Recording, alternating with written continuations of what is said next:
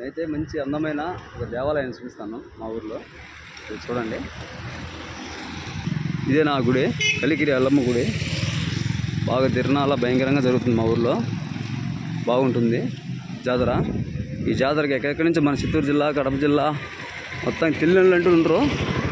దేవాలయం అయితే ఇదే, చూడండి ఎంత బాగుంది, చాలా బాగుంటుంది. ముందర కూడా మామూలు జాతరకి అయితే కానీ ఇసుక చలినా కూడా కింద పడదు, ఆ మాదిరితో జనాలు వచ్చేస్తారు ఈ దేవాలయానికి.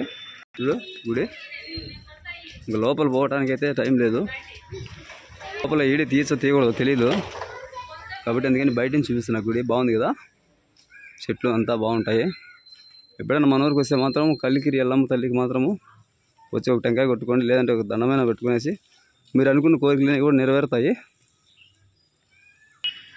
అటు సైడ్ నుంచి పోదాం అనుకుంటే దారి లేదు, కంచె వేసినారు.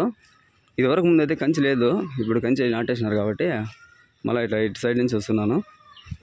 మనకు కలికిరిలో ఎల్లమ్మ తల్లి గుడి అంటే ఈ మాదిరిగా ఉంటుందన్న, చూడండి. పక్కన నాగరాలు కూడా ఉన్నాయి, సూపర్గా ఉంటుంది.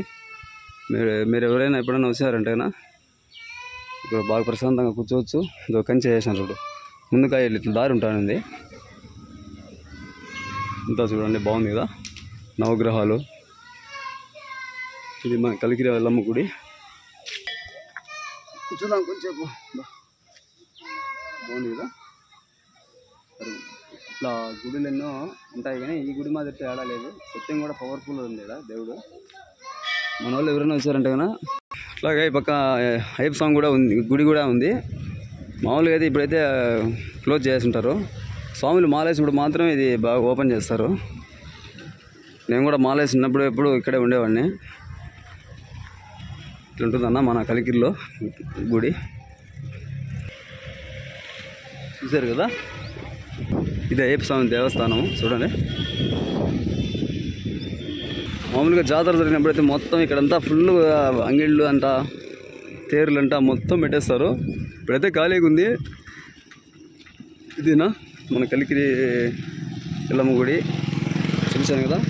ఇలాంటి వీడియో మరొకటి పెడతా, మళ్ళీ కొంతవరకు బాయ్నా.